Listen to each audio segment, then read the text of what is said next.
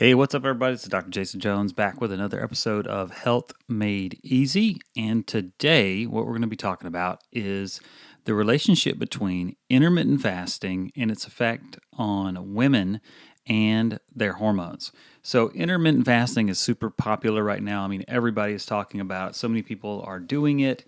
They're getting a lot of great results. Has a lot of effects on the body.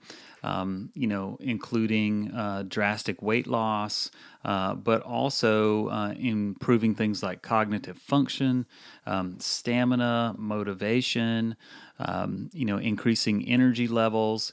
It's often seen as a diet, even though yes, it is technically, but at the same time, it's also not a diet. It's very promising, but it doesn't benefit every single person. So studies show that some people have reported experiencing negative effects from engaging in intermittent fasting, especially when it comes to female hormones. So this could lead to things like early menopause and even reproductive system issues. What I'm going to cover today are some of the pros and cons of practicing this as a woman. So, how does it work? So, this type of fasting requires that a person fast for up to 48 hours, even though intermittent fasting really is more about closing down the eating window, just making eating less number of hours during the day. For example, let's say you get up at 6, you eat your breakfast at 6, you eat lunch at 12, you eat dinner at 6. So we've been eating for 12 hours. So if you were able to move that in, even just to move breakfast to 10 a.m., there's 2 less hours that you're eating a day, 2 less hours you have food on your stomach and stressing the digestive tract. So essentially, that's what we're talking about. So there's various methods to doing it, and some are more intense than others. You can do them longer. You can do them 24 hours. You can do them 48 hours. You can do them for a week. It's just liquids only or water fasts only. So we're going to give you some positive effects for practicing this as a woman. So it does boost,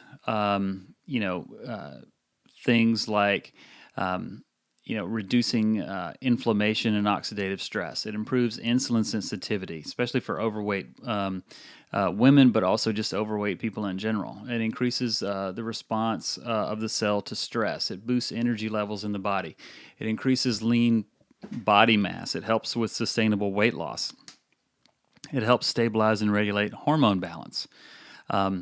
It also has been shown to be very helpful for people that have neurodegenerative diseases, things like Alzheimer's, but also conditions like depression. Now, on the other hand, some women are very sensitive to doing this because, of things like diet, and then sort of the things that can push the body into that starvation mode. So this is because the female body is wired to increase its production of hunger hormones when it senses that the body is about to experience a famine. So these hormones include leptin and ghrelin. We're not going to get into a big discussion about that today, but in addition to that, the body shuts down the reproductive system at times when it senses that there is a food scarcity. So this protects the body from,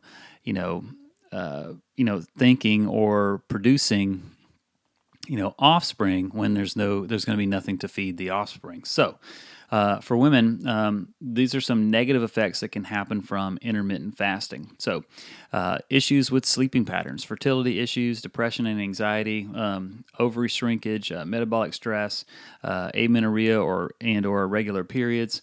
So a woman's body can certainly experience a domino effect, like when one hormone is not functioning as it's supposed to, others are thrown off. This includes things like blood pressure, metabolism, digestion, even energy levels in the body. However, even with all the setbacks, intermittent fasting could still help you reach your goals comfortably. You just have to engage in it in a way that doesn't disrupt your hormones. So what I would suggest to do, if you eat like the average American does, which is multiple times throughout the day, whether that's 2 times, 3 times, 6 times, throughout the day. It's just bring the eating window in a bit. You can eat the same amount of calories, just do them in less time. And then just see how your body does. You may have to back off a little bit. You may only want to do it once a week. You may do it every other day. For some people, they get to the point where they do it every day. I don't think that's necessarily right for most people, but you might pick just a couple of days a week and do it there.